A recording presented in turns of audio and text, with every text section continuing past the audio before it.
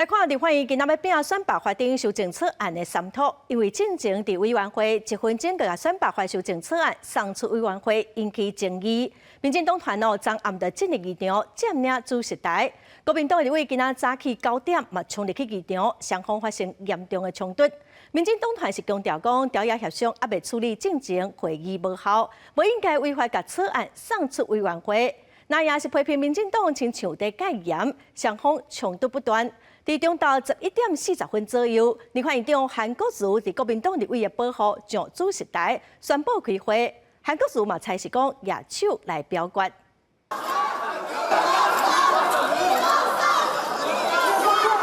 立法院伫咧20早起，调解立委发生屠杀的冲突。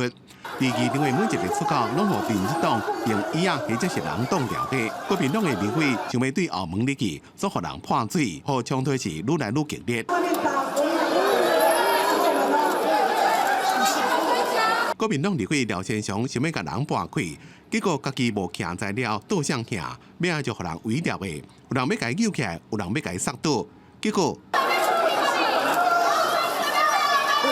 廖先祥用脚甲民进党立委林淑君检调了，甲规个人扳倒，连个目镜拢飞出去。那个立委肢体冲突，林楚英因为受伤送病院。原来议长韩国瑜是因为无法度徛起伫主席台主持仪式，只好伫咧休困室内边等。没有办法进去主持议事，请问民主国家可以这样子吗？我们要求韩国瑜院长，任何的议事程序必然有他必须遵循之处，没有经过朝野协商的议案，就是不能送上院会的表决。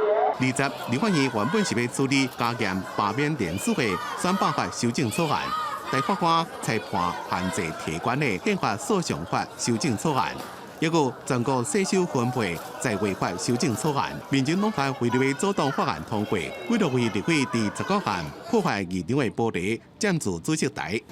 看这个玻璃被破坏了，然后这边呢踩的都是碎片，有没有？看都是碎片。所以民进党已经卖过来，民进党就是这样挂胸，打破立法院议场的玻璃。执政党的立委竟然以暴力的方式破坏国会，在国会里面搞戒严，要瘫痪国会对于行政权的监督制衡。法案的版本伫咧选罢法，民进党的立委黄珊珊伫这群就明确的表示，未支持国民党的同意票悬过当选票。因后伫咧宪诉法，民进党也家己提出家己的版本，佮加上总统应该伫咧有欠业的时阵，伫2个月内提名保有够。调解的攻防到差不多早起10点30分时阵，国民党的立委已经对另一立委手内夺回主席台。记者综合报道。